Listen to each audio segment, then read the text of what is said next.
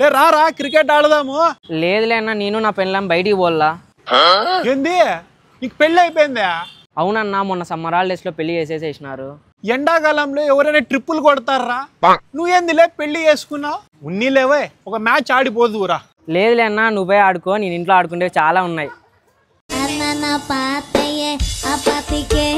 రా tea తాగొద్దాము. Tea తాగే బయటికి పోలేమరా, నా పిల్లం పవర్ఫుల్ చేస్తాయి రా తాదాం. నీకు పెళ్లి అయిపోయిందారా? ఆన్లైన్ లో వ్యాపారం తెగదు గానీ డైరెక్ట్ షాప్ కి పోయి కొనుక్కుందాం పదన్నా. అవునరా, నాకంటే రంజాన్, నువ్వేంటి కొనుక్కుంటానవరా బట్టలు? రేపు పెళ్లి చూపులు ఫిక్స్ చేసినారు.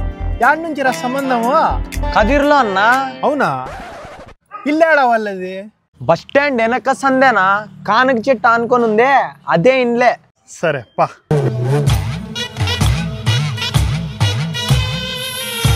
వానికి ప్రతి ఒక్క అలవాటు ఉంది అంకుల్. మీరు ఏం చూసి వానికి సంబంధం ఓకే చేసినారో ఏమో. మీరు ఆడపాప జీవితం నాశనం కాకూడదని చెప్తాను.